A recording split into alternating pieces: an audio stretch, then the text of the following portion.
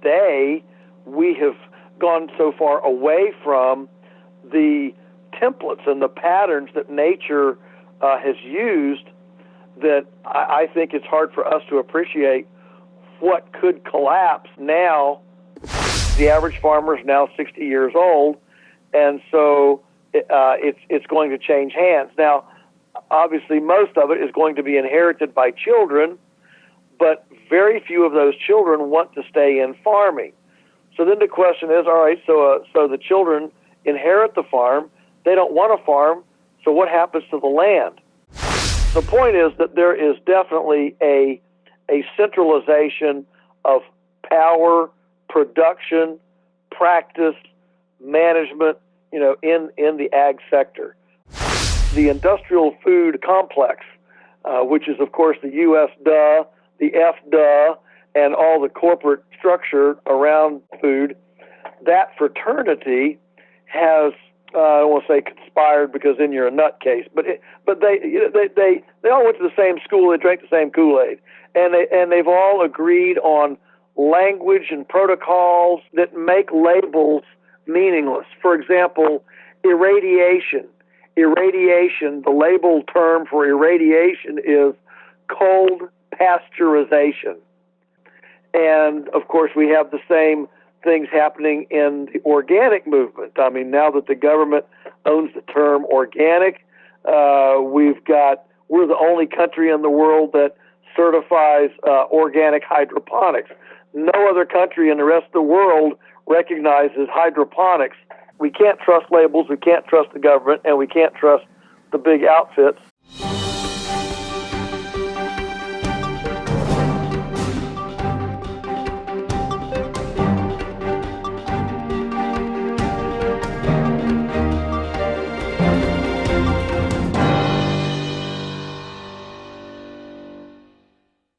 Welcome back to Finance and Liberty and Reluctant Preppers. We have a returning guest. Joel Salatin is the co-founder of Polyface Farms, a teaching farm in the Shenandoah Valley of Virginia.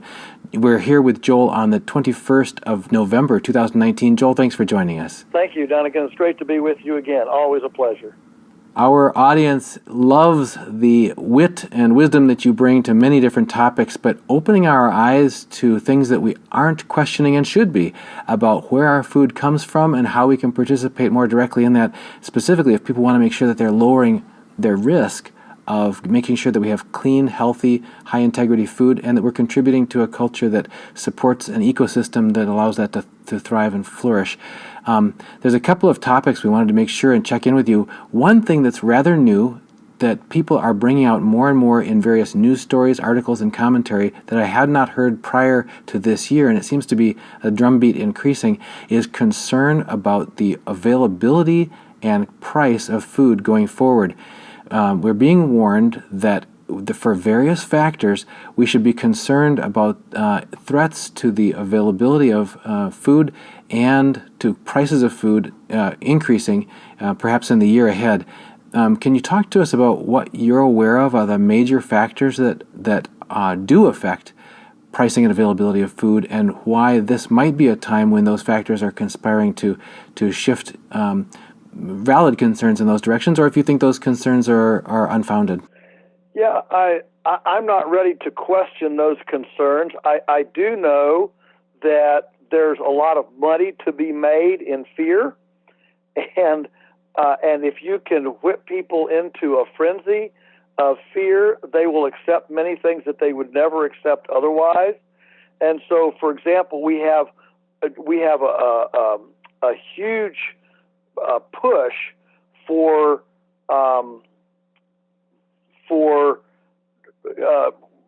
kind of sci-fi food, from hydroponics to LED lighted farms to veggie burgers. I mean, there are numerous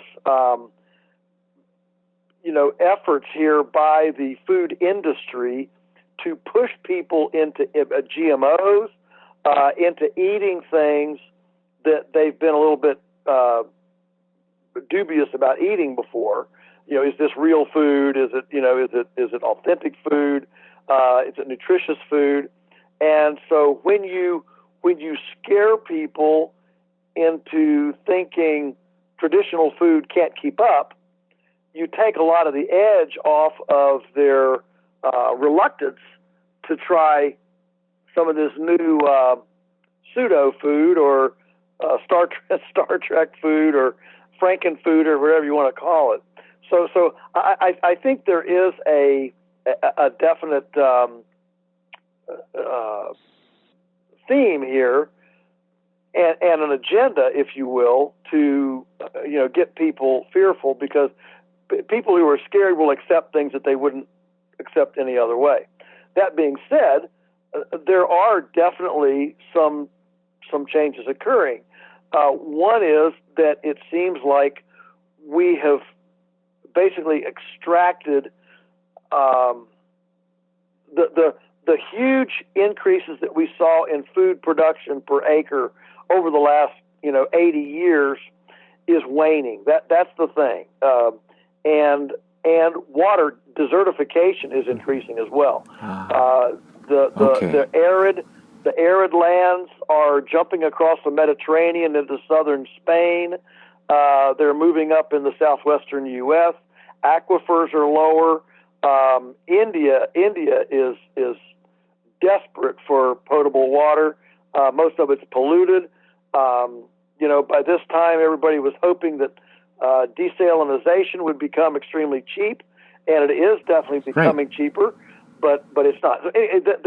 And finally, just epizootics. I mean, the African swine fever in China has dropped their domestic pork production by 50% in the last 18 months.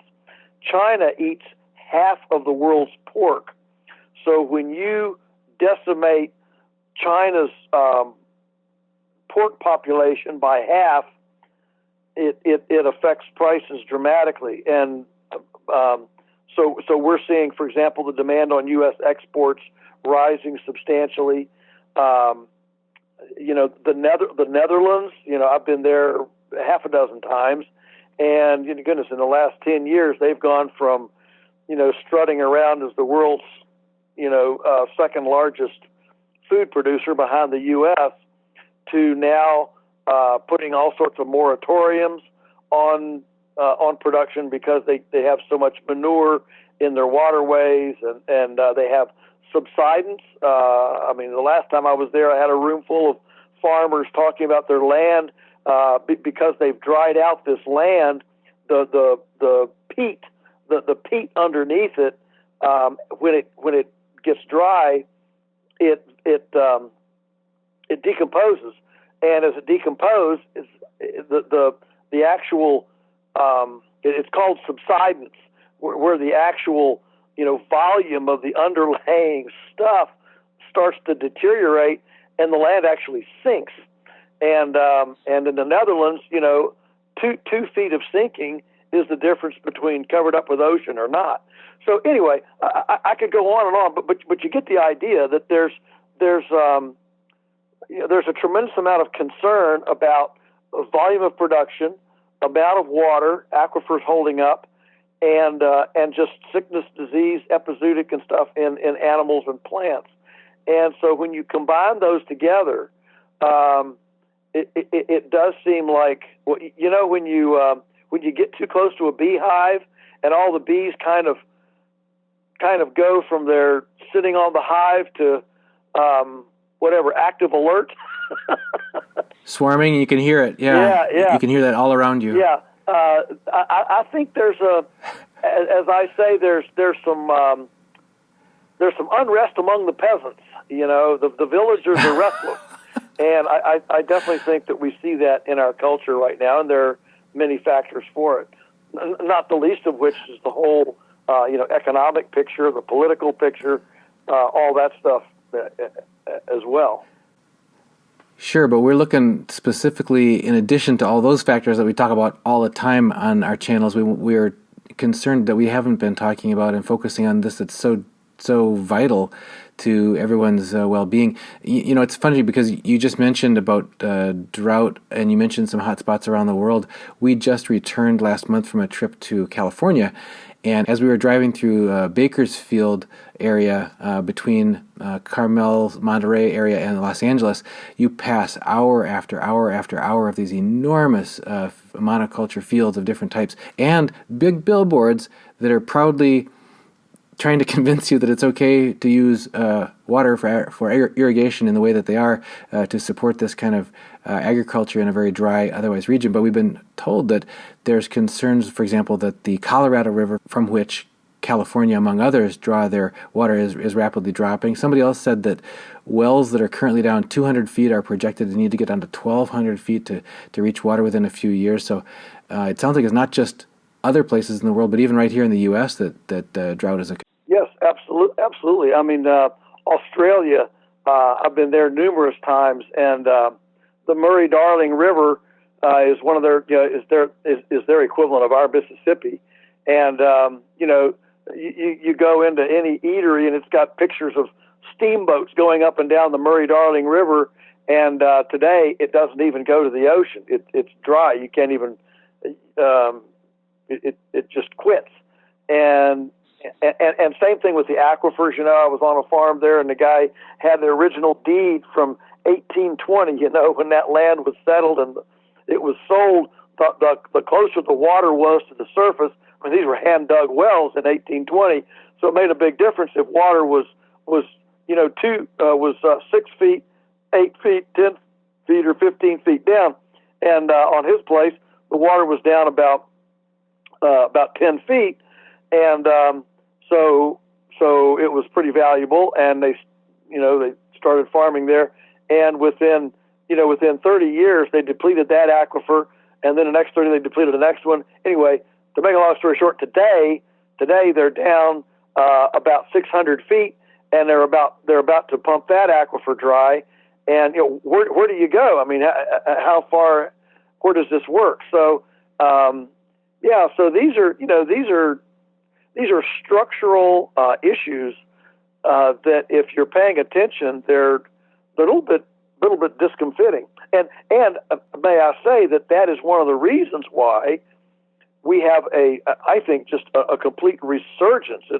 It's one of the, you don't see it much in the media, but I can tell you, living in the tribe that I live in, there is an absolute, resurgence of back to the land, farmette. I want an acre. I want 5 acres. I want a bunker. I mean, people are using that kind of language. I need a retreat so that when everything collapses, we'll be able to feed ourselves and survive. So there is a definite strategic, I think, weighing of the alternatives that's driving a renewed interest in self-reliance and even rural folk skills, blacksmithing,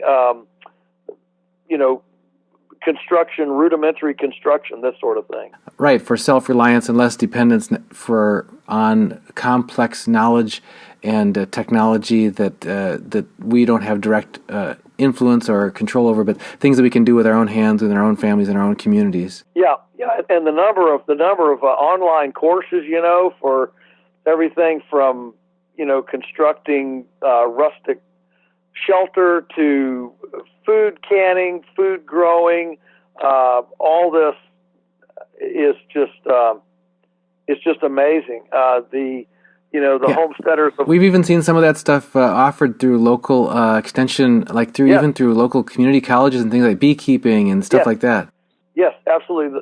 All these traditional rural skills, which we've lost in the last 50, 60 years, they're definitely making a resurgence, and I think that's a direct result of the villagers becoming restless.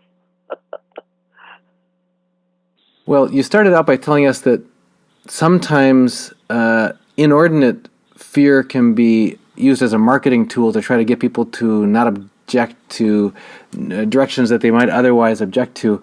And you mentioned some rather unconventional, whether it's GMOs or frankenfoods or whatever things that are affecting our food supply. But it sounds like the more we've talked about this, it sounds like there are some significant reasons for legitimate concern about what the next, I guess the next few decades or the next century is going to hold as far as our ability to produce food via any method. As far as some of these, if we need to have access to good water is one that we've been focusing on. Are there other concerns other than access to good water that we should be aware of as well, that people should plan around? Just soil loss. I mean, if just plain old soil loss, and I think just as a general thing, just disease, whether it's plant disease, whether it's animal disease or whatever, like affecting China right now. But we've certainly seen this kind of thing. It seems like there's always some new a new bug, a new insect, a new rust, a new fungus, something developing. And for example, in our area right here, down on the Atlantic seaboard, we lost the American chestnut in early 1900, and now we're losing the white ash, which is a wonderful, wonderful tree. But we've got a invasive the emerald ash borer, and I've told my grandchildren, I've said, you watch these ash trees because they won't be here. When you're my age, there won't be an ash tree in the whole eastern U.S. And so these are indicative of changes. I don't want to get into climate change or global warming or whatever, but the truth is, things do. You can take soil core samples and look at pollen counts, and my goodness, landscapes have changed dramatically over time, over history, from the little ice age of the Middle Ages to that affects what things grow and what happens. And today we have gone so far away from the templates and the patterns that nature has used that I think it's hard for us to appreciate what could collapse now that our crops are very narrow genetically. Black Angus beef, it's a pretty narrow genetic base. Chicken, it's a pretty narrow genetic base, and so I think that for example, right now the industry is having this woody breast syndrome. It's affecting millions and millions of chickens, and it occurs because they grow too fast in the industry. They're growing them so fast that their breast muscle can't keep up, and it just kind of turns to a spaghetti string in there. And of course, the industry says, "Well, we'll figure it out. We'll figure it out. They'll keep selecting and culling and selecting and culling." But we've pushed stuff. No engine runs most efficiently when the gas pedal is pushed to the floor, and definitely neither does biology. And so as we push things to the floor harder and harder, we start stressing those biological constraints that have created boundaries over history, over time. And chances are things will begin to unravel a little more as we start pushing those biological limits. You mentioned narrow genetic base, and I guess I haven't heard it put exactly that way. I've heard monoculture, and what it impresses me is when people talk about the lack of diversity is kind of like placing all your bets on one particular outcome, and that's never a very good plan in almost any endeavor. Is to place all your bets on one thing rather than having kind of your bases covered and having a diversity of options that can weather different storms, because nobody knows what kind of pressures nature or mankind or whatever are going to array against us, and And any, if we all use, like you say, one species of chicken or one species of whatever, it's likely to get things might be going to look like they're going fine until it doesn't, and then all of a sudden, one thing just lights out. We had the great joy of seeing a movie recently, The Biggest Little Farm. Yes. I'm sure you're familiar with it. Yes. And one of the things that they kept bringing out through in there was that principle of diversify, and just using many, many different approaches. And also the natural checks and balances, as you said, rather than, like the ash borer beetle is just running unchecked because it has no natural predator or whatever. Right. Well, I mean, the classic example of this historically was the Irish potato famine. I mean, that's what happened there. They picked one or two cultivars from Peru. I mean, Peru, where potatoes were developed. Goodness, they've got, I don't know what, 100 different varieties of potatoes. But Ireland only grew one or two, and boom, wiped it all out. And so that diversity gives you a tremendous amount of protection. Yes. And the modern food industry, in the name of efficiency and driving down low costs and driving up profits, as you said, has pushed and pushed. But one of the mechanisms they've used to push that is economies of scale. And so there are these mega farms and mega feedlots and everything, and all being done in the same species, the same way or whatever. So the modern system, in a sense, tells us, like you said, they might want to scare us about, you shouldn't depend on old traditional methods because that's never going to feel. Your planet will starve if you use traditional methods. So we even had a produce manager at a local grocery store tell us that. We said, "Where's your organic food?" He said, "Well, it's over there." But you know what? If the whole world went organic, we'd all starve to death. Yeah. Anyway, so that's the party line is you need this new modern agriculture to feed a growing world or whatever. And it's like, but they're actually the ones that are putting us in greater danger. Yeah. Those new. That's right. It's like it looks real good for a while, but then the fragility of it. I had a wonderful Chinese guy come and visit. He's a Chinese farmer in China, and he has pigs.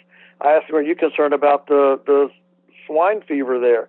He said, "Oh no." I said, "No, my pigs. I rotate them around, keep them on clean ground. They get green material." He said it doesn't affect those. The ones it affects are the ones that are either in confinement houses or they're in filthy conditions. He said those are the ones that are getting the sickness. The rest of us, he said, we don't have any problem with it, and that's just a perfect example of how an immunological habitat, a habitat conducive to immunological function, is built through hygiene, rotations, diversity. Those kinds of things, and it's then as a result, it's way more robust, and as far as feeding the world, not only can our system feed the world, it can do it with a lot less risk than the fragile, industrial system right now. Yeah, clarifying, you said our system, and people might misinterpret that to mean the modern American industrial farm, but you mean the Polyface Farm and the people farm, who are like-minded. A non-chemical nature template approach. I think people don't realize that 500 years ago, North America grew more food than it does today. Now, it didn't get all eaten by people, but, we had somewhere between 100 and 200 million bison. We had 2 million wolves, each of whom needed 20 pounds of meat a day. We had 200 million beavers. They ate more green, vegetable material than all the people in North America today. The abundance that was here, that was, by the way, very carefully maintained by indigenous peoples. The abundance that was here actually outstrips the abundance of today, and we didn't have tractors, hybrid seeds, or any chemical fertilizers, pesticides, any of those things, and yet it was an incredibly abundant place. Why? Because it was because there was no waste, and everything was was relationally symbiotic to create the complexity and synergy that nature enjoys in its, the way it runs. And of course, the Native Americans were extremely instrumental in lighting fires, moving animals, creating abundance as well. Can we turn our attention to the land itself? You've talked to us not that long ago about a generational turnover of ownership of the land, the productive farmland in the United States in particular. Maybe it's a worldwide phenomenon, but you can let us know. Because there is some concern that's been raised by others, just as it seems that over the past century, aspect after aspect of people's lives and their vital interests were taken over by for-profit corporations, whether it was childbirth that went from at home to now it's hospital, now it's scheduled cesareans, to educating your children, which used to happen at home and naturally by the parents, and then it became apprenticeships or whatever, and and then it became only institutionalized, and now it's all student debt, student loans that are all government subsidized and everything, and it's just thing after thing after thing in our lives being taken over by big corporate for-profit medicine, everything. Can you talk to us about what we're seeing about the land itself and productive farmland? Is there a concern about the next generation and what's going to become of the ownership of the direction and shepherding of our soils, of our land? Yes, what a great question. Yeah, the actuarials right now show that in the next 15 that's 15 years, 50%, half of all U.S. agricultural equity, that's land, buildings, and equipment, will change hands because the average farmer is now 60 years old, and so it's going to change hands. Now, obviously, most of it is going to be inherited by children, but very few of those children want to stay in farming. So then the question is, all right, so the children inherit the farm. They don't want to farm, so what happens to the land? And, of course, sometimes it's idled, but most of the time it's rented out or leased out to somebody else. Well, who's going to lease it? Generally, it's going to be a farmer who's wanting to expand, and so much of this land is being now managed. There are fewer and fewer managers. In other words, there's a concentration of management within the agriculture sector, and that concentration, of course, means fewer managers, fewer markets, just fewer options. When there are fewer people involved, it just means there's fewer options. Sure. And so that's what's happening on the one hand. The other hand is that much of this land is being purchased by non-farmers. So if the kids want to sell it, kids, often they're in their 50s, right? So they decide to sell. Then who buys it? And depending on who you talk to, it's being bought by numerous different kinds of entities. In the Midwest, in the middle of, in the grain belt, much of it is being bought by multinational corporations. In our area, it's probably because we're, closer to D.C. and more urbanized. It's primarily being bought by non-farmers, people from the city who have made money in something else and want to graduate to a farm. I mean, that's like the American ultimate. I now have a farm. I mean, there's this whole mystique around having a farm in America. So, owning property, and so we have a lot of that going on. But those folks typically are leasing it out as well, and so because they're not real farmers, they just want to have pretty place to show their friends and go on the weekends and enjoy the birds and the wildlife and all the things involved with a farm. And the point is that there is definitely a centralization of power, production, practice, management, in the ag sector. There's a slow consolidation. Now, on the other end of that is a continued, whatever I'll say, an accelerating desire for little farmettes, for for 10, 15, 20 acre bunkers, rural living situations. Goodness, 5 to 10 acre places are hot commodities, and there's a steady flow of people coming into those. So while we have consolidation on the one side, we have the opposite, the division, splintering, and returning of many families on the other. So it's kind of the way things work. You have yin yang, and both of them happen at the same time. How about the nationality of ownership of these big corporate-owned tracts of land?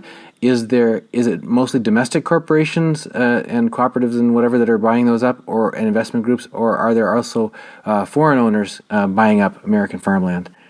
In the U.S., I think most of it is domestic, but we are unusual that way. I can tell you that in the areas, especially Australia and New Zealand, and of course Tasmania is part of Australia, but in that rim there, south of China, south of Southeast Asia,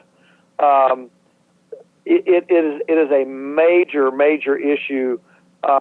In fact, Tasmania put a moratorium on foreign ownership of land a couple of years ago, and so there is certainly foreign ownership in the U.S., but it's not as pronounced as it is in other areas, I think. Just wondering about that as a strategic asset for any country. Yeah, well, the U.S. has some pretty big outfits. In the agriculture space, the U.S.'s agriculture outfits are as big as any in the world. Some of them are as big as some of the economies of some of the countries in the world. Yes, absolutely. Could we turn our attention now to the food integrity itself? You mentioned earlier when we were talking with you a while back about the buyout of Whole Foods Market by Amazon, and at first that was just a real head scratcher for some folks. They thought, wait a minute, Whole Foods came out as trying to basically popularize and expand the availability of organic and all natural and free range and all this stuff, and bring it to many towns that didn't have anything like that, or didn't have it as at the price that they could bring it or whatever. But now that it's part of Amazon, it really makes you go, whoa, wait a minute. And we've heard people raise significant concerns about what does the integrity of some of this labeling, such as we had a guy on not that long ago, Evgeny Trufkin, talking about the meaning of so that we don't overinterpret and misinterpret what's labeled when you say all natural or when they say free range on chicken packages, that sort of thing, or vegetarian fed on chicken, for example. So in the arena of food integrity, can we start with sort of, again, this corporate buyout phenomenon, and what do you think that's doing to the ability of ordinary people to make sure that they know what they're getting? And then we can talk about some of the labeling and other stuff after that. Yeah, well, it's a great question, and in fact, I am co-writing a book right now as we speak with Dr. Sina McCullough, who wrote a book a couple of years ago. The title is "Hands Off My Food." And it's essentially an expose of the assumptions that people have about FDA oversight and the reality of the lack of oversight, and even the conspicuous adulteration of words and meanings and accepted assumptions. And so she and I are co-writing a book. Interestingly, the title is Beyond Labels, because what's happened is in this space, the fraternity, I call it the industrial food complex, which is, of course, the U.S. duh, the F duh, and all the corporate structure around food. That fraternity has, I don't want to say conspired because then you're a nutcase, but they all went to the same school, they drank the same Kool-Aid, and they've all agreed on language and protocols that make labels meaningless. For example, irradiation. Irradiation, the label term for irradiation is cold pasteurization. Now, most people don't view pasteurization as necessarily terrible. Some of us think it's negative, but it doesn't have the negative connotation of irradiation. And of course, we have the same things happening in the organic movement. I mean, now that the government owns the term organic, we're the only country in the world that certifies organic hydroponics. No other country in the rest of the world recognizes hydroponics. In other words, soilless systems. This is where you just intravenously tube feed plants with no soil. No country in the world recognizes that as an organic approach except the U.S. We have requirements, for example, in organic standards for access to pasture. Well, the pasture is a little 3-foot grass apron around a confinement house that the chickens have access to, 4 days a year. I mean, these kinds of things. And most organic chickens, they don't even attempt to adhere to the rules. There's no outdoor access. There's no nothing. And they don't even attempt, and the USDA doesn't enforce any of it either. So there is and a lot of people don't realize that 50% of the organic feedstuffs used in the U.S. Come from foreign countries, most of it through Istanbul. And there have been numerous exposés about how, the stuff comes out of Kazakhstan and all the stand countries over there through Istanbul. Regular stuff, it gets stamped organic and gets imported to the U.S. as organic. So there's once things go to that point, there's a tremendous amount of scofflaws in the system that are ready to ape the system. In fact, the guy I think he's in Ohio, he was responsible for brokering 5%, which is huge for one person, to broker 5% of the organic grain in the U.S., and he was found to be completely fraudulent. And before he went to court on the fraud of falsifying paperwork for organics, he locked himself in his garage with his car and committed suicide with carbon monoxide. So there's a whole lot of stuff going on out there, and the labels are simply part and parcel of a kind of an obfuscating fraternity to try to make things sound better than they are, and that's why C and I are writing this book, Beyond Labels. We're trying to take people on a continuum from where they are to a place where they can truly trust food, and that is now taking a little bit of effort, but it certainly can be done. I mean, you can jump on a website of, for example, Shenandoah Organics does chickens in the Shenandoah Valley here. You can jump on their website, and they have a tab, meet our farmers, and you can go meet their farmers, and all the farmers are standing outside their confinement chicken house. There's no grass, there's no chickens out. You don't have to be real skilled to be able to see some of this stuff, but you do have to, get up from watching the TV and put People magazine down. Don't worry, the Kardashians will still be on the cover tomorrow. And put some effort in sleuthing, vetting your own food, because we can't trust labels, we can't trust the government, and we can't trust the big outfits.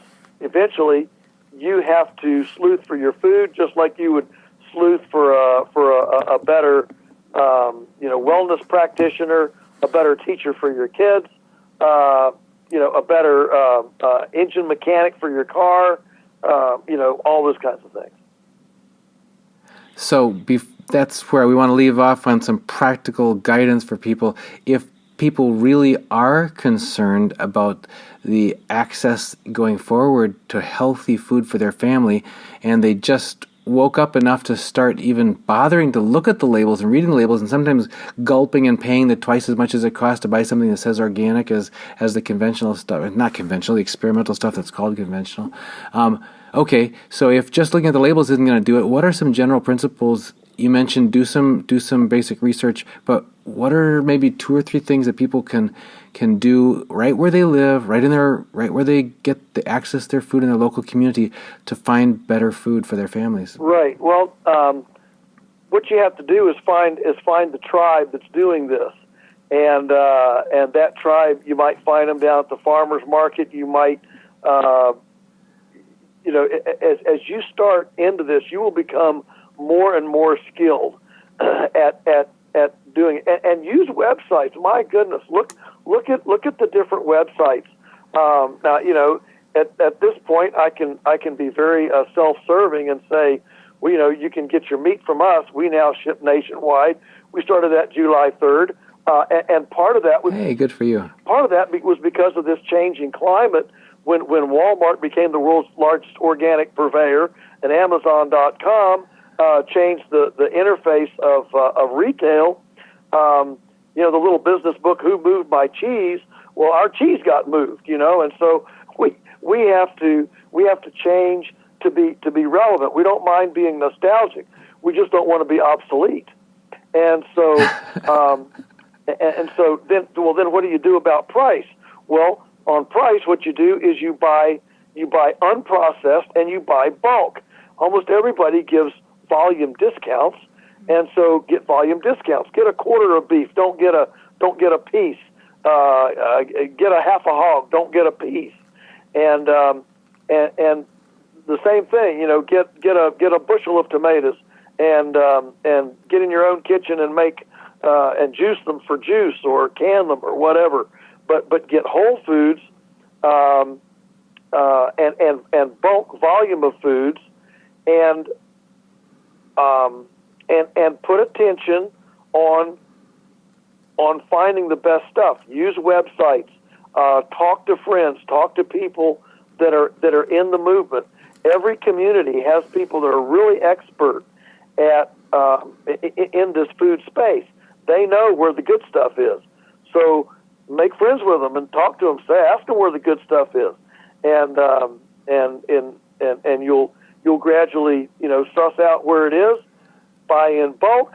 Use your kitchen, and you'll be surprised what you can what you can get by on.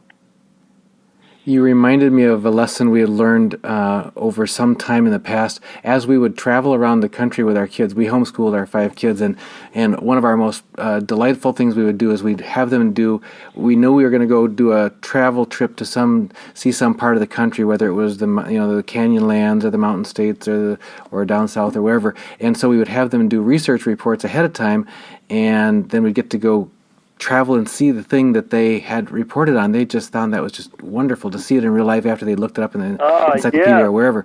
But one of the things that we struggled with was, as we traveled around the country, we were traveling away from our usual sources of good, healthy food. So we thought, this is just a desert. We thought at one point, and I won't blame certain states, but there are certain states we went into where we felt like there's no good food in that state. And then we had a little trick. There's just one little tiny trick, and it's like what you said when you said find the tribe who are already plugged in, is we learned a little trick, and that was find a town that had a natural foods co-op, go in the natural foods co-op, maybe buy a few things, but at least ask them, hey, where can we get is there any all natural restaurants here? Are there any place that a traveler can get some decent food? And it was remarkable how plugging in with people who were already plugged in, they knew the local scene, right. and they could help us just that quick right. get connected. Yeah. And same thing with farmers markets. Yep. Right. There is a subculture. I mean, this right now in our country, the main culture is McDonald's and Hardee's and Burger King, but there is a subculture, a very healthy, vibrant subculture, and it's growing every day. And so you need to plug into that. So just like the homeschooler isn't going to get a lot of help and encouragement from the established school system, well, you're not going to get a lot of help from the established food system finding the alternative. But if you will research it, sleuth it out, and find a point of contact, then suddenly this whole world opens up. The subculture opens up, and guess what? It's out there. It's very cool. Even before we started talking, you and I were mentioning that sometimes you can even get like courses. We have catalogs that come in the mail from our local community colleges and that sort of thing, and they're teaching like beekeeping and candle making and soap making and things like that. So I bet you anything that if you attend one of those classes, that the instructor or some of the other attendees are going to know some of the people who are in the know about what's available around in your area as well. Absolutely, artisanship in whatever handicraft is closely related to artisanship in food craft. I mean, it's all craft, and so when you start heading down the artisan craft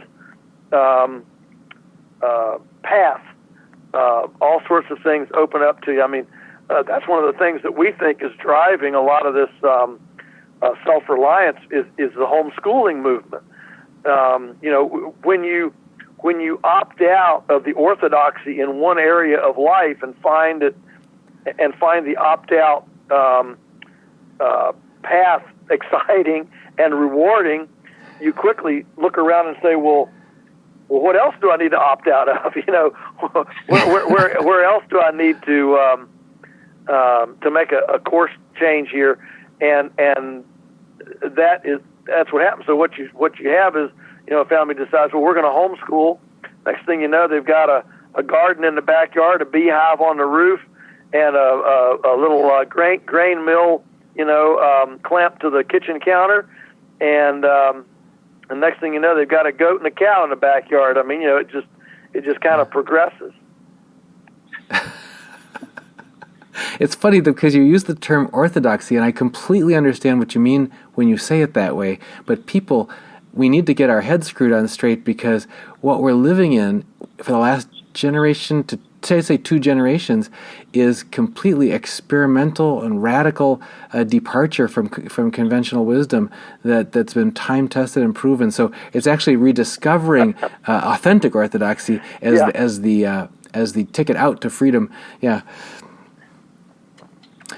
Well, Joel, if people want to find out more of your amazing work and what you do there on Polyface Farms, what can they do to get plugged in and stay aware of where you lecture all over the place and that kind of stuff? So how can they stay connected with you? Yeah, I do. So the website is Polyface Farms. That's our website. If you when you start typing in about the time you get to POLY, it'll pop right up, and there's a website there with everything on it. And if I could take 10 seconds to give a shameless plug for, if anybody wants to really to plug into this world, next July 17 and 18, that's July 17 and 18, 2020, we're going to be hosting the first ever on-farm Mother Earth News Fair here at our farm. There will be 300 vendors here with everything from herbs to kitchenware to gardening to livestock, water systems, alternative energy, everything that you can imagine. There'll be probably a guy here with a truck that runs on wood gas. It's just amazing. It's the best gathering of everything that's alternative, cutting edge, innovative in this space, and I hope everybody comes, and we're expecting somewhere between 5,000 and 10,000 people over the 2 days. But it'll be a great and there will be great speakers here. Elliot Coleman, J.M. Fortier, Darren Dougherty, Sally Fallon from Weston A. Price Foundation. So if you ever wondered, where are these people and who are these people, this is a good place to come and meet them. Give us the dates again. July 17 and 18 next year, 2020. All right. Well, we'll make sure we keep people aware of that as we get closer to it, and got to talk to Melody about whether Reluctant Preppers and Finance and Liberty can take a road trip. I think that sounds like a great idea. What better excuse? Well, yeah, it sounds like a great opportunity for sure. We've been talking with Joel Salatin, co-founder of Polyface Farms in the Shenandoah Valley of Virginia. Joel, as always, thanks for sharing your wit and wisdom with us and opening our eyes to some of the major trends that are affecting our access to high integrity and healthy food for our families, and reconnecting with authentic orthodoxy that gives us real freedom and quality time with our families and keeps generations healthy together. And thanks for joining us again here. Thank you for having me.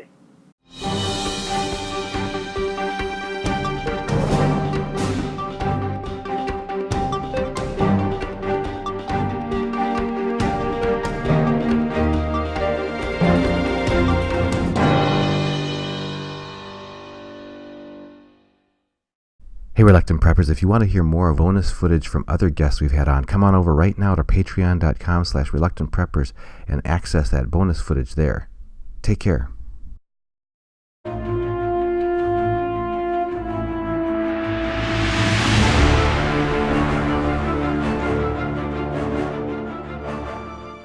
It seems so hard to order. Who can I trust, and how do I even start? Oh, you just go to sdbullion.com/rp, pick out whatever gold or silver you want, add it to your cart, you can check out, and it's on its way. And they're A+ rated by the Better Business Bureau. Wow, it's that easy? Your first ounce of silver is at spot price, and you get free shipping on any order over $99 at sdbullion.com/rp.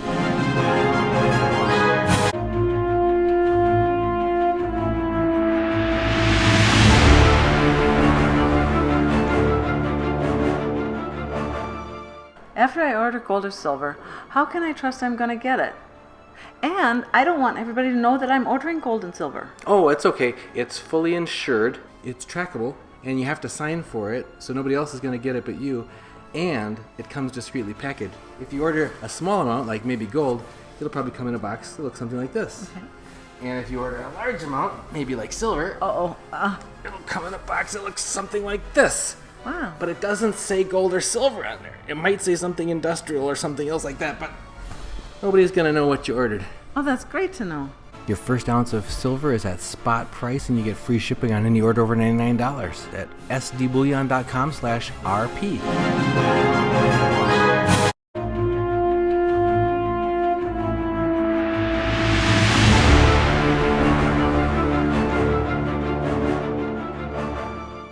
If I own gold or silver, how will I ever be able to spend it? Oh, sure. Well, consider good times or bad times. Like in good times, you can sell it back to the same place you bought it from. sdbullion.com/rp will buy it back at the best price guaranteed on the internet. You can take it to a local coin shop and get cash in your hand, completely anonymous. Some people you know may be willing to take gold or silver coins in exchange for goods or services. Now, in bad times, when things have really fallen apart, time after time in history, people have found that in hard times, gold and silver really does come through as something that people recognize as value even after everything else has failed. Your first ounce of silver is at spot price, and you get free shipping on any order over $99 at sdbullion.com/rp.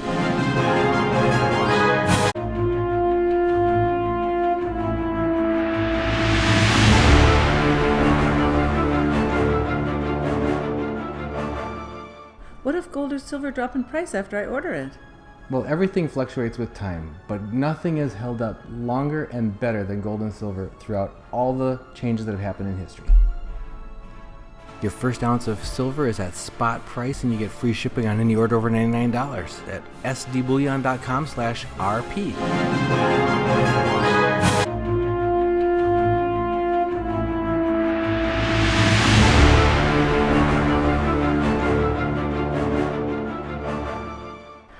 good does gold do me anyway? I can't use it for anything.